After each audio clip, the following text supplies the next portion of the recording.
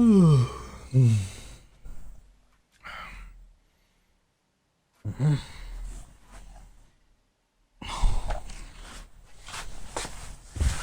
said stop it.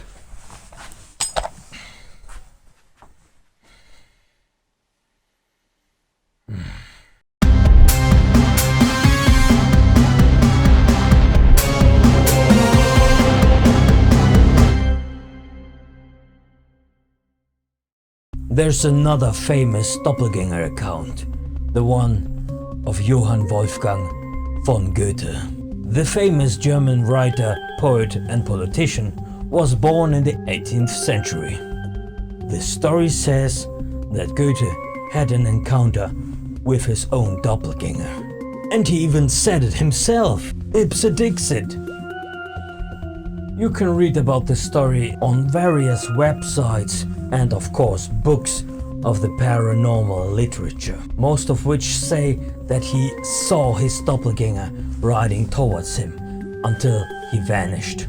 I could tell you this story with my own words, or we can read it, because he includes this phenomenal story in his autobiography Aus meinem Leben, Dichtung und Wahrheit, From My Life, Poetry and Truth, which he published in 4 parts from 1811 to 1833. I have the excerpt from the 11th book of part 3 of Poetry and Truth right here. Some more info so you know what's going on in the book. So this occurrence happened while he was riding on a horse.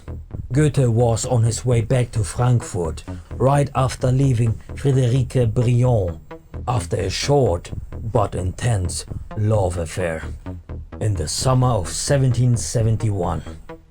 At the time Goethe was 21 years old. Goethe's famous doppelganger story. I saw, not with the eyes of the body, but with those of the mind, my own figure coming towards me. On horseback and on the same road, attired in a dress which I had never worn. It was pike grey with somewhat of gold. As soon as I shook myself out of this dream, the figure had entirely disappeared. It is strange, however, that 8 years afterwards, I found myself on the very road to pay one more visit to Friederika in the dress of which I had dreamed, and which I wore not from choice, but by accident. However, it may be with matters of this kind generally, this strange illusion in some measure calmed me at the moment of parting.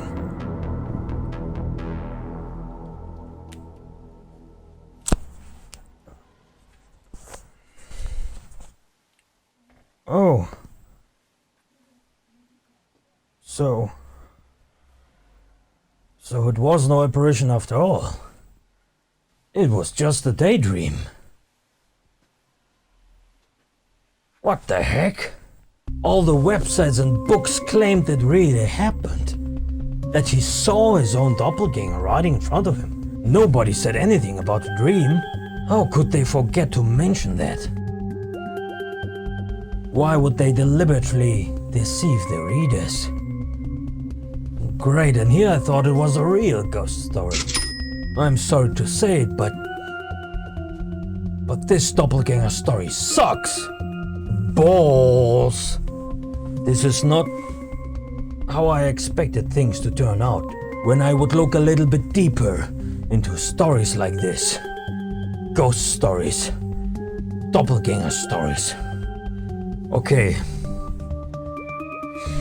So, what he was writing of that event that apparently occurred 40 years before he wrote it in his autobiography is that he had an inkling, a hunch, a premonition at best, a daydream, the websites where I read about this story gave me a complete different impression. I thought he really had seen his doppelganger. Bloody websites and books. Paranormal.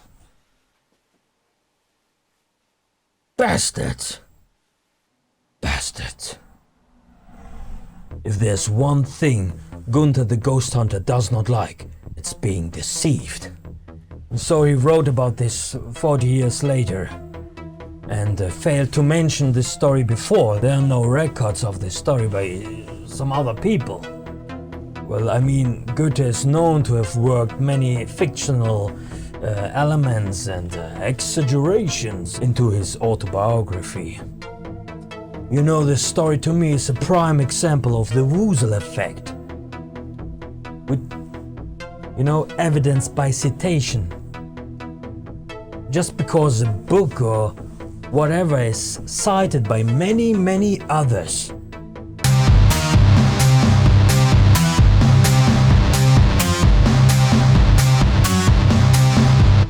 It doesn't mean that the facts or truths in that book are well researched or are founded or offer good sources.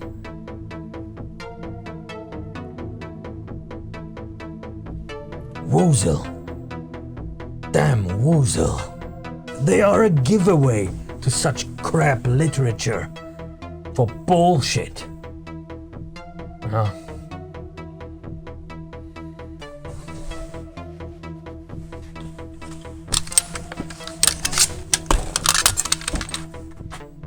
Oh. Where are my glasses?